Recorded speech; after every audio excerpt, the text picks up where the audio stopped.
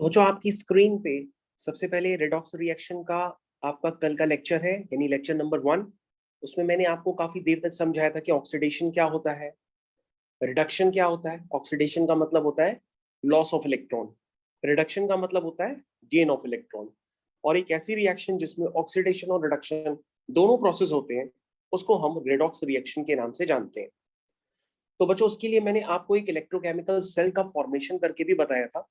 और मैंने बताया था कि एनोड अगर होता है तो एनोड पे हमेशा ऑक्सीडेशन होता है, या आप ऐसे भी सोच सकते हैं कि ऑक्सीडेशन अगर हो रहा है तो वो एनोड पे ही होगा। रिडक्शन होता है तो वो कैथोड पे होता है। रिड्यूस कौन होगा, ऑक्सीडाइज कौन होगा, ये डिसाइड करती है आपकी इलेक्ट्रोकेमिकल सीरीज, जो हम लोग इन फ्यूचर पढ़ेंगे। इसके अलावा बच्चों, आपने देखा था कि डिफरेंट मॉलिक्यूल्स की ऑक्सीडेशन स्टेट आप किस तरह से निकालते हैं। जैसे H2SO4 में आपने सल्फर की निकाली थी, इस तरह से फॉस्फोरिक एसिड में आपने फॉस्फोरस की निकाली थी। और आपने ये देखा था कि रिडॉक्स रिएक्शन में रिड्यूसिंग एजेंट ऑक्सीडाइजिंग एजेंट को देखने का क्या कंसेप्ट होता है। अगर लेफ्ट टू राइट जाने पर ऑक्सीडेशन स्टेट बढ़ रही है तो हम उसको ऑक्सीडेशन कहते हैं, और लेफ्ट टू राइट जाने पर ऑक्सीडेशन स्टेट घट रही है तो हम उसको रिडक्शन कहते हैं। तो ये सारी बातें बच्चों हम लोग ने देखी थी अपने प्रीवियस टर्न पे। और आज हम लोग स्टार्ट करते हैं, वो होगा लेक्चर नंबर 2, रेडॉक्स रिएक्शन। तो बच्चों, मैंने आपको होमवर्क दिया था डिफरेंस आपको लिखने के लिए वैलेंसी और ऑक्सीडेशन नंबर में। तो आप इन डिफरेंसेस को जरूर एक बार अपनी कॉपी में रिव्यू कर लीजिएगा। हम लोग इसके आगे यहाँ से अब क्लास को कंटिन्यू कर रहे हैं। सबसे पहले बच्चों, यहां पर हम आपको अभी शो करेंगे आपके सामने इलेक्ट्रोकेमिकल सीरीज। तो बच्चों, इलेक्ट्रोकेमिकल सीरीज आपकी स्क्रीन पे, ये आपके सामने एनसीईआरटी में मैंने आपको शो कर दी है। इसको बच्चों कहते हैं इलेक्ट्रोकेमिकल सीरीज। तो बच्चों, इलेक्ट्रोकेमिकल सीरीज में अगर हम इसके बेसिक कंसेप्ट को जान ले तो हमें लर्न करने में जरूरत ही नहीं है कि हम इसे लर्न करना पड़ेगा। सबसे पहले आप ये टर्म इंट्रोड्यूस करिए अपने दिमाग में कि ये एक इलेक्ट्रोकेमिकल सीरीज है। और इलेक्ट्रोकेमिकल सीरीज में क्या होता है, इस इलेक्ट्रोकेमिकल सीरीज में लिखे रहते हैं स्टैंडर्ड इलेक्ट्रोड रिडक्शन पोटेंशियल्स। क्या गिवन होते हैं? Standard electrode reduction potentials. तो बच्चों, ये सारे रिडक्शन पोटेंशियल्स आपके सामने गिवन है, जैसे 2.87, 1.81। और अगर आपको ध्यान देना है यहाँ पे, तो आप ध्यान से देखिए कि हम टॉप से अगर बॉटम की तरफ जा रहे हैं तो स्टैंडर्ड रिडक्शन पोटेंशियल कम होते होते होते कम होते होते होते एक जगह आपको दिखाई देगा कि वो जीरो हो गया है, और जीरो के बाद वो अपनी नेगेटिव वैल्यू ले रहा है। तो बच्चों, अगर हम लोग ध्यान से अभी भी नाम पढ़ें तो उसको हम लोग कहते हैं कि इसमें स्टैंडर्ड रिडक्शन पोटेंशियल्स गिवन है, जो ऊपर से नीचे जाने पर कम होते जा रहे हैं। अब बच्चों, पहले तो हम ये सोचते हैं कि रिडक्शन का मतलब क्या होता है। रिडक्शन का मतलब होता है गेन ऑफ इलेक्ट्रॉन्स। यानी कि अब आप खुद सोच के अपने दिमाग से बता सकते हैं, क्योंकि आपने ये ऑलरेडी पढ़ रखा है पीरियोडिक टेबल में, कि सबसे ज्यादा इलेक्ट्रोनेगेटिव एलिमेंट कौन है, सबसे ज्यादा इलेक्ट्रोनेगेटिविटी किसकी होती है। तो आप कहोगे सर हमने पढ़ा है सबसे ज्यादा इलेक्ट्रोनेगेटिविटी होती है फ्लोरीन की। Fluorine is the highest electronegative elements among the elements in the periodic table. तो बच्चों, अगर फ्लोरीन की इलेक्ट्रोनेगेटिविटी सबसे ज्यादा है तो जाहिर सी बात है वो इलेक्ट्रॉन गेन करने की सबसे ज्यादा कैपेसिटी रखता है। और जो इलेक्ट्रॉन गेन कर सकता है, इसका मतलब वो क्या हो रहा है, रिड्यूस हो रहा है। क्योंकि मैंने आपको बताया था कि अगर कोई इलेक्ट्रॉन गेन होता है तो उस प्रोसेस को हम लोग कहते हैं रिडक्शन। तो बच्चों, अब आप खुद सोच के बता सकते हो कि पूरी पीरियोडिक टेबल में जिसकी इलेक्ट्रोनेगेटिविटी सबसे ज्यादा होगी उसका रिडक्शन पोटेंशियल सबसे ज्यादा होगा। तो बच्चों, किसकी होती है इलेक्ट्रोनेगेटिविटी सबसे ज्यादा? फ्लोरीन की। कहां है फ्लोरीन? सबसे टॉप पे देखो, आपको फ्लोरीन नजर आ रहा है। फ्लोरीन की इलेक्ट्रोनेगेटिविटी सबसे ज्यादा होती है, इसलिए फ्लोरीन का रिडक्शन पोटेंशियल सबसे ज्यादा होता है। और आप देख सकते हैं उसकी वैल्यू सबसे ज्यादा है 2.87। और बच्चों, अगर आपने कल की थ्योरी में ध्यान दिया हो तो मैं आपको बताया था कि इसका जिसका सबसे ज्यादा रिडक्शन पोटेंशियल होगा वो सबसे बढ़िया क्या होगा, ऑक्सीडाइजिंग एजेंट होगा। उसकी ऑक्सीडाइजिंग पावर सबसे ज्यादा होगी। तो बच्चों, फ्लोरीन का रिडक्शन पोटेंशियल अगर ज्यादा है तो उसकी ऑक्सीडाइजिंग पावर क्या होगी, सबसे ज्यादा होगी। अगर फ्लोरीन की ऑक्सीडाइजिंग पावर सबसे ज्यादा है तो अब आप समझ सकते हैं कि ऊपर से नीचे जाने पर ऑक्सीडाइजिंग पावर क्या करेगी, रिड्यूस करेगी, क्योंकि टॉप में सबसे ज्यादा है। तो टॉप से बॉटम जाएंगे तो ऑक्सीडाइजिंग पावर क्या करेगी, रिड्यूस करेगी। मेरे ख्याल से आपको ये कंसेप्ट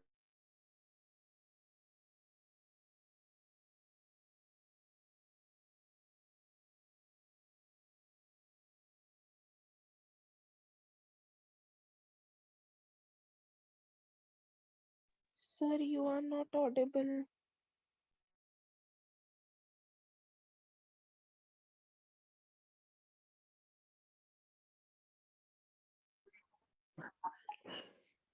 तो बच्चों बीच में थोड़ी वॉइस चली गई थी, तो मैं आपको ये बता रहा था, मैं उस बात को रिपीट कर देता हूं कि अगर फ्लोरीन का रिडक्शन पोटेंशियल सबसे ज्यादा है तो फ्लोरीन सबसे ज्यादा ऑक्सीडाइजिंग पावर होगी किसकी, फ्लोरीन की। इसका मतलब बच्चों क्या हुआ कि नीचे से ऊपर अगर हम जाते हैं तो ऑक्सीडाइजिंग पावर क्या करेगी, इंक्रीज करेगी। ऊपर से नीचे जाते हैं तो ऑक्सीडाइजिंग पावर डिक्रीज करेगी। तो बच्चों आपको ये याद रखना है कि ऑक्सीडाइजिंग पावर कहां से इंक्रीज करती है, नीचे से ऊपर की तरफ जाने पर।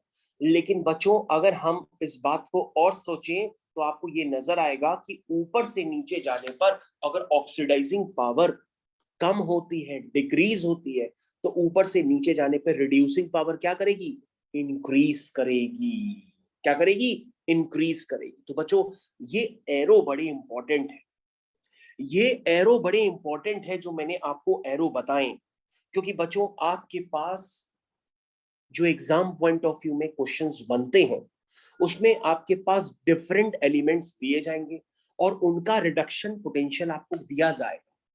तो बच्चों समझ लीजिएगा, जिसका रिडक्शन पोटेंशियल सबसे ज्यादा कम होगा उसकी रिड्यूसिंग पावर सबसे ज्यादा होगी, उसकी रिड्यूसिंग पावर सबसे ज्यादा होगी। तो बच्चों लिथियम क्या है, उसकी रिड्यूसिंग पावर सबसे ज्यादा होगी, क्योंकि लिथियम का क्या है, रिडक्शन पोटेंशियल सबसे कम है। और बच्चों ये तो मैंने आपको बताया ही कि ऊपर से जाने पे रिड्यूसिंग पावर क्या करेगी, इंक्रीज करेगी, क्योंकि ऑक्सीडाइजिंग पावर क्या करती है, डिक्रीज करती है। तो अगर एक चीज डिक्रीज करेगी तो दूसरी चीज इंक्रीज करेगी, ऐसे आप समझ लीजिए। तो बच्चों आपको ध्यान देना होगा कि कभी भी आपको increasing order of reducing power में पूछा जाए तो जो सबसे ज्यादा नेगेटिव होगी वैल्यू, उसकी रिड्यूसिंग पावर सबसे ज्यादा होगी। और उसके बाद जैसे जैसे वो वैल्यू कम होती जाएगी उसकी रिड्यूसिंग पावर क्या होगी, कम होती जाएगी। ये बात आपको ध्यान देना होगा। तो सबसे ज्यादा रिड्यूसिंग पावर उसी की होगी जो क्या होगा, मोस्ट, जिसपे माइनस का साइन होगा, यानी जिसका स्टैंडर्ड रिडक्शन पोटेंशियल सबसे ज्यादा नेगेटिव में होगा, उसकी रिड्यूसिंग पावर सबसे ज्यादा होगी। उसके बाद जैसे जैसे आप ऊपर की तरफ जाएंगे रिड्यूसिंग पावर कम होती जाएगी। तो बच्चों ये बात आपको समझ में आनी चाहिए, क्योंकि इस पे बेसिस पे क्वेश्चन बनता है और क्वेश्चन में लोग इसी बात पे कंफ्यूज हो जाते हैं कि रिड्यूसिंग पावर का ऑर्डर कौन सा लिखें।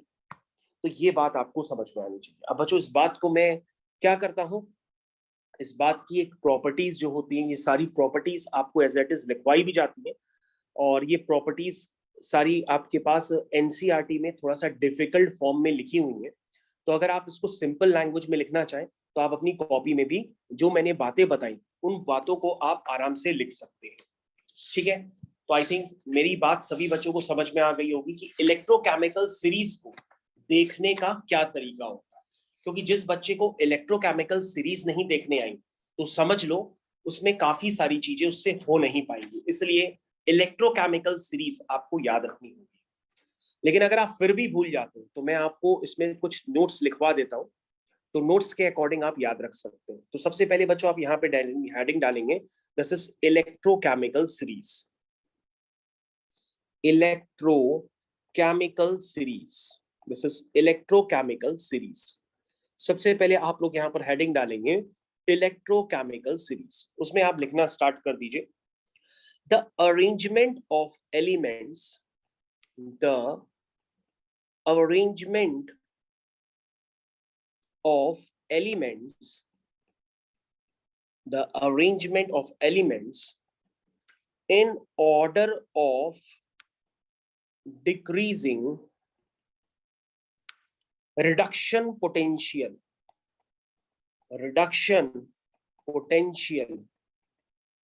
values is called electrochemical series, is called electrochemical series. I think मैंने आपको लिखवा दिया है कि एक ऐसा अरेंजमेंट जिसमें अगर हम डिक्रीजिंग ऑर्डर लिखते हैं किसका, रिडक्शन पोटेंशियल्स का, तो उस सीरीज को हम लोग कहते हैं इलेक्ट्रोकेमिकल सीरीज, क्योंकि रिडक्शन पोटेंशियल ऊपर से नीचे जाने पर क्या हो रहे थे, कम हो रहे थे, और रिड्यूसिंग पावर क्या हो रही थी, बढ़ रही थी। तो बच्चों आपको ध्यान देना होगा कि अगर आप इलेक्ट्रोकेमिकल सीरीज जानते ही नहीं है क्या है, तो उसको लिखने का ये तरीका होता है, आप इससे याद रख सकते हैं। और बच्चों इलेक्ट्रोकेमिकल सीरीज से हम क्या क्या एप्लीकेशन कर सकते हैं वो भी आप लिख सकते हैं, तो आप इसको अलग से लिख लीजिए, that is applications of electrochemical series. Write down the heading, applications of electrochemical series. Electrochemical series का क्या एप्लीकेशन होता है वो भी आप लिख लीजिए, हो सकता है अगर आप भूल जाए तो आपको उससे याद रहेगा।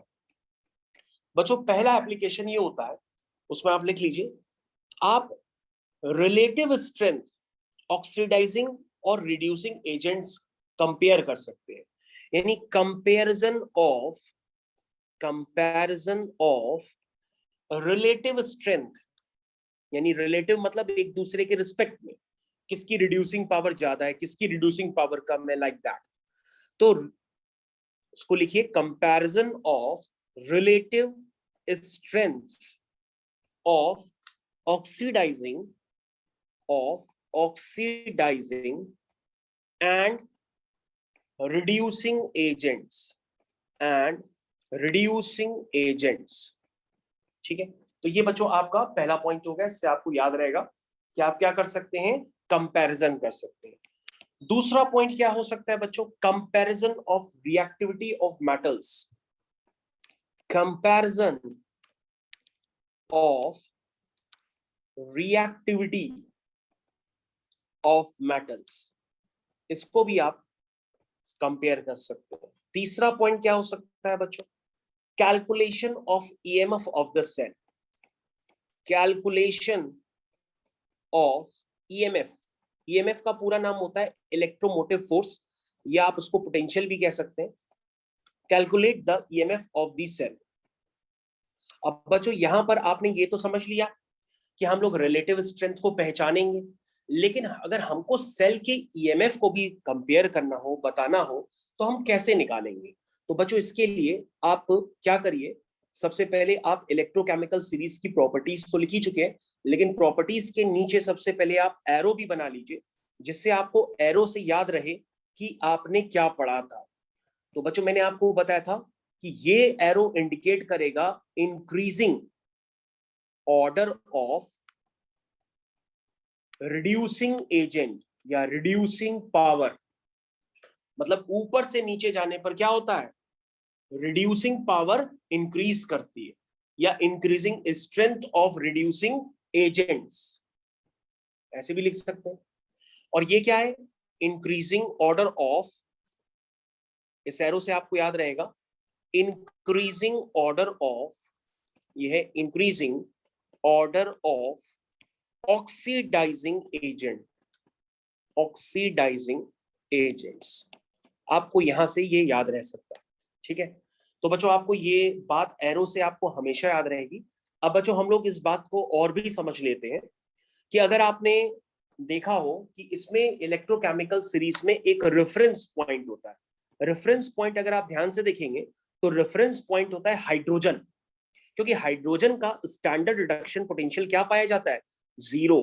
तो बच्चों अगर आप हाइड्रोजन के नीचे वाले एलिमेंट्स को याद रख पाए तो इससे अच्छी कोई बात नहीं है, क्योंकि हाइड्रोजन के नीचे याद रखने वाले आसान है ना। हाइड्रोजन के नीचे याद रखना आसान है, क्योंकि हाइड्रोजन के नीचे एलिमेंट्स क्या हैं, कम हैं, लेकिन हाइड्रोजन के ऊपर एलिमेंट्स क्या हैं, ज्यादा हैं।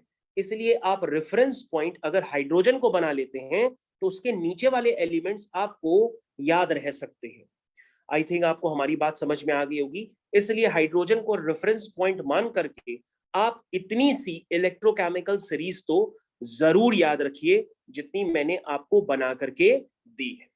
ठीक है, तो बच्चों हाइड्रोजन के नीचे कौन है? लेड है, टिन है, निकेल है, आयरन है, क्रोमियम, जिंक, एल्यूमिनियम, ये सब है।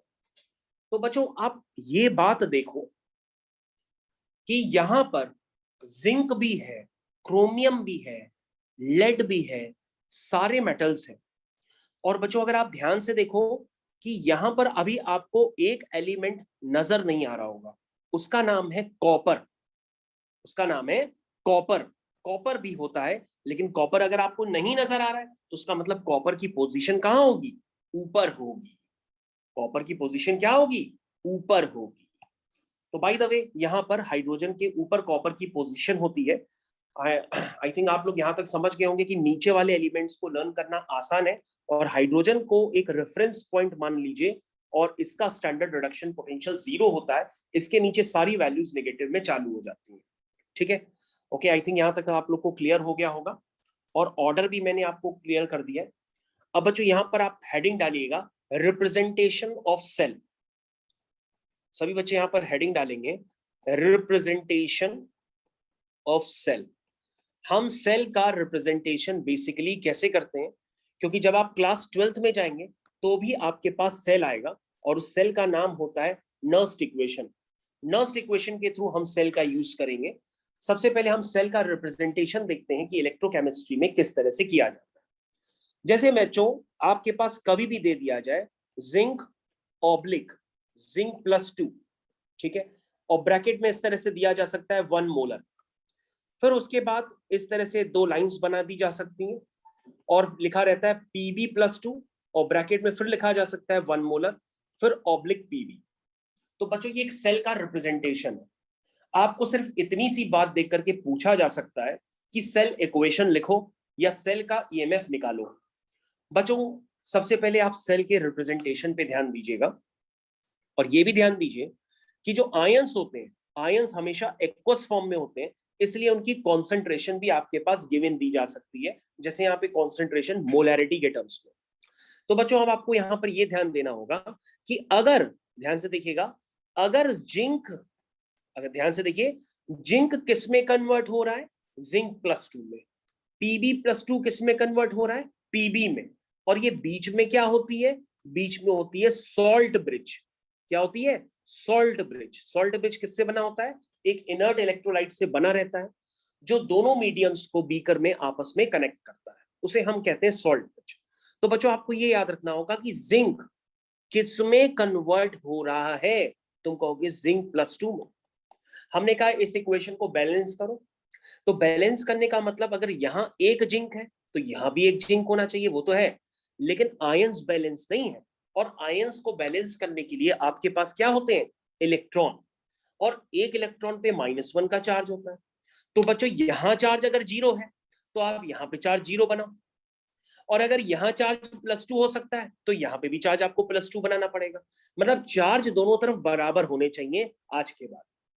तो बच्चों आप कहोगे सर अगर हम यहाँ पे 2 इलेक्ट्रॉन ऐड कर देते हैं तो +2 -2 क्या हो जाएगा? 0 हो जाएगा। इस तरह से ये रिएक्शन बैलेंस हो जाएगी।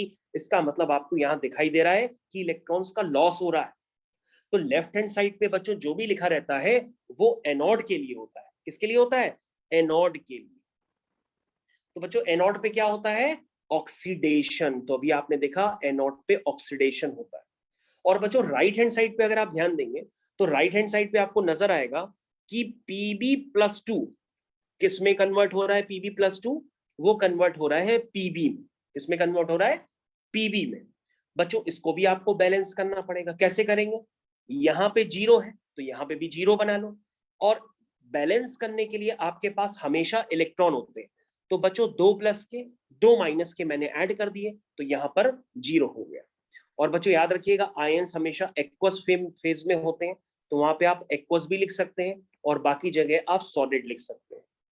तो बच्चों लेफ्ट हैंड साइड में क्या होता है? एनोड, और राइट हैंड साइड में क्या होता है? कैथोड। तो बच्चों ये सेल का रिप्रेजेंटेशन कभी भी किया जाता है तो उसमें लेफ्ट हैंड साइड पे होता है एनोड, क्योंकि उस पे ऑक्सीडेशन हो रहा है, और राइट हैंड साइड पे क्या होता है? कैथोड। और कैथोड पे क्या होता है बच्चों, आपने देखा अभी, कैथोड पे होता है रिडक्शन, क्योंकि इसमें हो रहा है गेन ऑफ इलेक्ट्रॉन। समझ में आया? तो आई थिंक बच्चों इस तरह से आपको सेल के रिप्रेजेंटेशन से इक्वेशंस खुद लिखनी होती हैं। तो मैंने इक्वेशंस लिखी, अब मैं इन इक्वेशंस को ऐड करूंगा ताकि इलेक्ट्रॉन्स ओवरऑल कैंसिल हो जाए। तो बच्चों इलेक्ट्रॉन्स कैंसिल हो जाएंगे जैसे ही आप ऐड करेंगे, तो ऐड करते ही आपके पास सारा काम आपको दिखाई देने लगेगा। तो बच्चों ये हो गया जिंक +2 एक्वस, और ये हो गया पीबी सॉलिड। आई थिंक बच्चों यहां तक सारे कंसेप्ट आपको क्लियर है बहुत अच्छी तरीके से, यहां तक कि सारे कंसेप्ट आपको क्लियर हो गए बहुत अच्छी तरीके से, ठीक है? ओके, अब बच्चों आपको यहां पर यह पहचानना होगा कि सेल का ईएमएफ कैसे निकालें, यानी स्टैंडर्ड रिडक्शन पोटेंशियल कैसे निकालते हैं। तो बच्चों ये आपको एक इक्वेशन याद रखनी होगी कि standard reduction potential of cell, जिसको हम ई नॉट ऑफ सेल कहते हैं, वो होता है standard reduction potential of cathode minus standard reduction potential of anode. ये डेफिनेशन होती है बच्चों, किसी भी सेल का अगर आपको ईएमएफ निकालना है तो आपको यही यूज करना पड़ेगा, standard reduction potential of cathode minus standard reduction potential of anode. तो बच्चों अगर आप इस सेल को देखें तो आपको क्लियर कट नजर आएगा कि यहां पर ध्यान दीजिएगा, यहां पर जो ई नॉट ऑफ द सेल है वो है standard reduction potential of cathode, और कैथोड पे क्या है बच्चों, कैथोड पे है लेड। तो लेड का अगर हम उसको रिडक्शन के फॉर्म में लिखेंगे तो हम ऐसे लिखते हैं Pb+2 से Pb, दैट मींस ये लेड का हो गया स्टैंडर्ड रिडक्शन पोटेंशियल। और अगर आप Pb से Pb+2 लिख दोगे तो उसका मतलब वो हो जाएगा ऑक्सीडेशन, लेकिन आपको लिखना क्या होता है, रिडक्शन पोटेंशियल।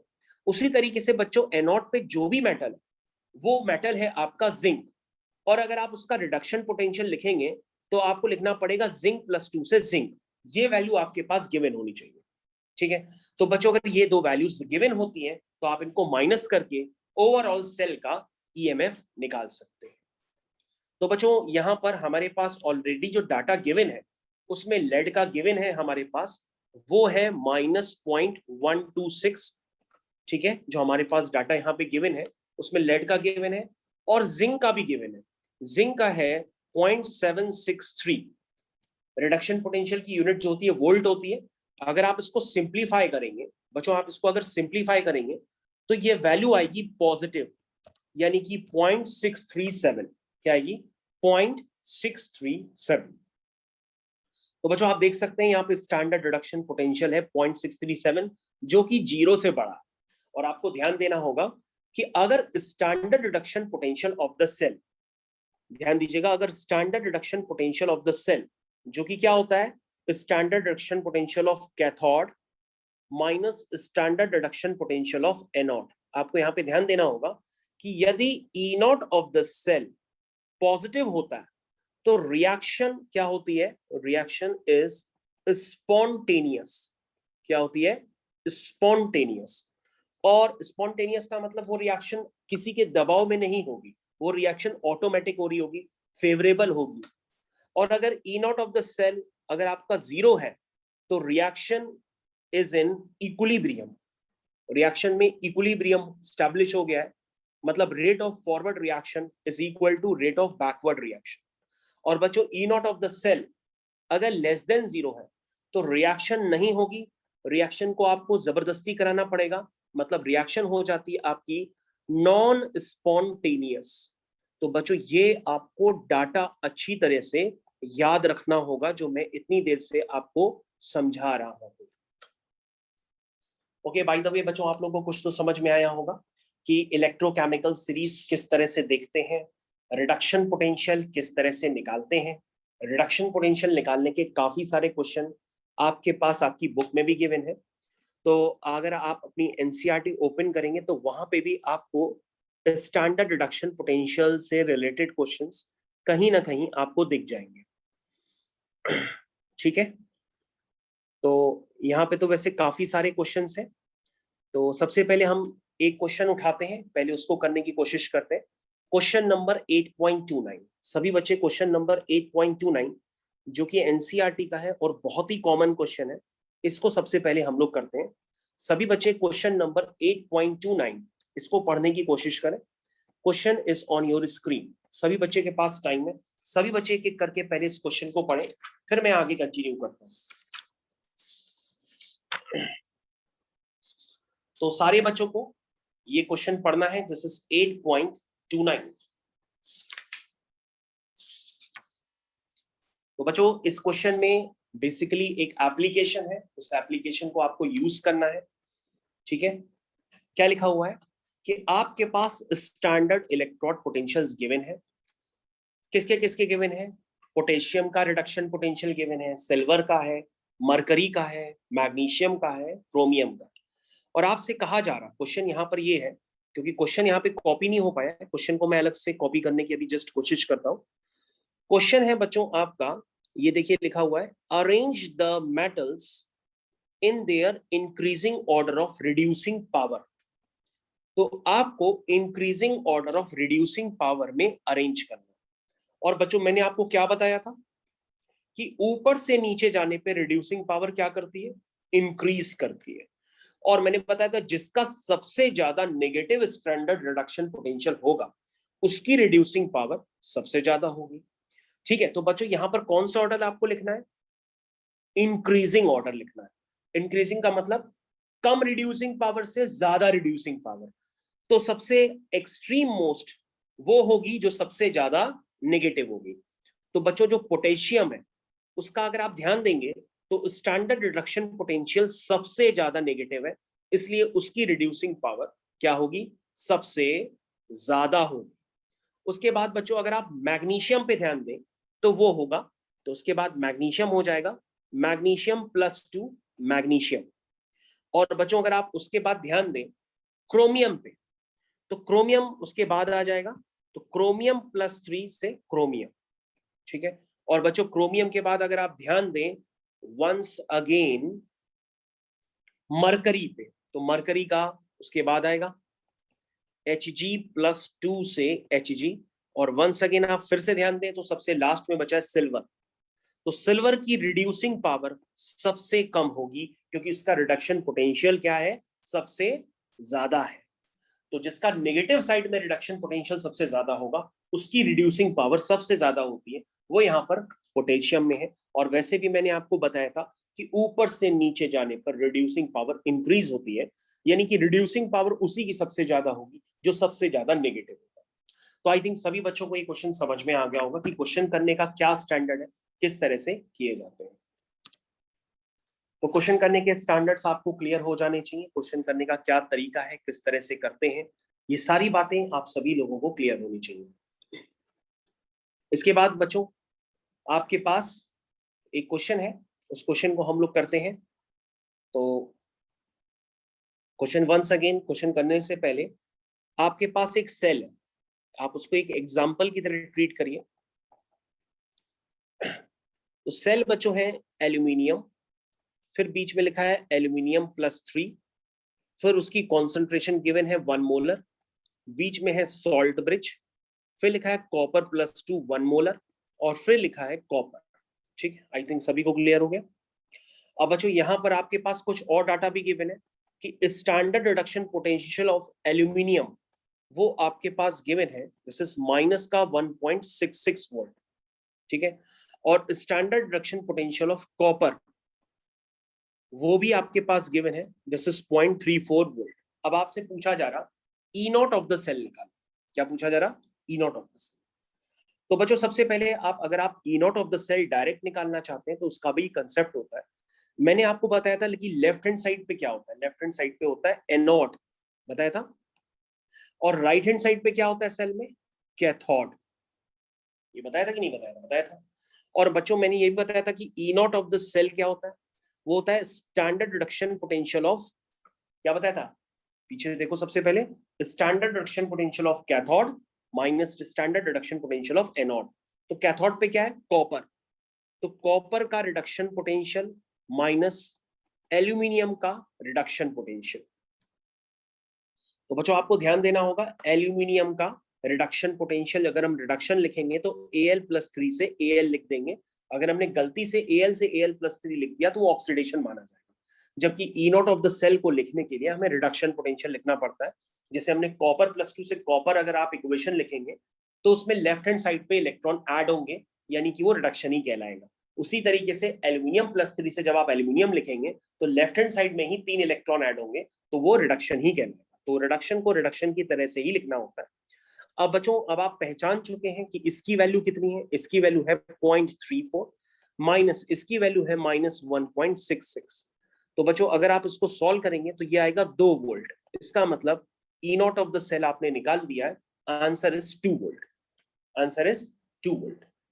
और बच्चों, अगर आप इक्वेशंस लिखना चाहें तो इक्वेशंस भी लिख सकते हैं। इक्वेशंस को लिखने का भी कंसेप्ट यहाँ पे काम कर सकता है। तो आप क्या करिए, 1 सेकंड के लिए इसको कॉपी कर लीजिए और नेक्स्ट पेज में जाकर के आप इक्वेशंस भी लिख सकते हैं। तो इक्वेशंस लिखने का क्या कंसेप्ट होता है, इक्वेशंस लिखने का कंसेप्ट वो भी आप देख लीजिए।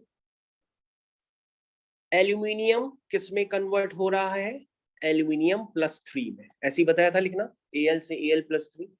तो बच्चों, इसमें 3 इलेक्ट्रॉन यहाँ ऐड होंगे, रिएक्शन बैलेंस हो गई, ये एक्वस हो गया, ये सॉलिड हो गया। इलेक्ट्रॉन लॉस हो रहे हैं, इसका मतलब ये क्या है, ऑक्सीडेशन। कहां पर होगा, एनोड पे। उसके बाद बच्चों देखो ध्यान से, कॉपर +2 कन्वर्ट हो रहा है कॉपर में।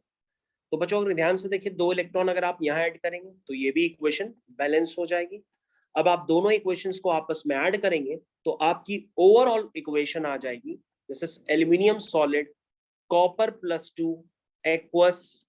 लेकिन ऐड करने में एक दुविधा है। दुविधा ये है कि ऐड आप करोगे तो उसमें इलेक्ट्रॉन्स नहीं कैंसिल होंगे। तो इलेक्ट्रॉन्स कैंसिल करने के लिए आपको पहले क्या करना पड़ेगा, इस इक्वेशन में 3 का मल्टीप्लाई करना पड़ेगा और इस इक्वेशन में 2 का मल्टीप्लाई करना पड़ेगा, तब जाके इलेक्ट्रॉन्स कैंसिल होंगे, तो जाके ओवरऑल इक्वेशन आएगी। तो बच्चों, जब आप 2 और 3 का मल्टीप्लाई करने के बाद इक्वेशन फाइनली ऐड करेंगे तो इक्वेशन आपके पास कुछ इस तरह से नजर आएगी, जो मैं आपको लिख के दे रहा हूं। और उसमें फाइनली आपको इलेक्ट्रॉन्स नजर नहीं आएंगे, क्योंकि वो कैंसिल आउट हो जाएंगे। ठीक है, क्योंकि ऊपर और नीचे दोनों तरफ क्या होंगे, 6 इलेक्ट्रॉन्स होंगे। ठीक है बच्चों, आई थिंक आप लोग को सबको ये कंसेप्ट क्लियर हो गया होगा कि इक्वेशंस अगर लिखी जाए सेल के रिप्रेजेंटेशन से तो उसका कंसेप्ट भी मैंने आपको दोबारा बताया। उस कंसेप्ट को यूज करके आप दोबारा भी लिख सकते हैं। और किसी भी सेल का अगर आपको रिडक्शन पोटेंशियल निकालना हो तो इसके बेसिस में आपके पास एनसीईआरटी में काफी सारे क्वेश्चंस हैं, आप उसको होमवर्क में कर सकते हैं। ठीक है बच्चों।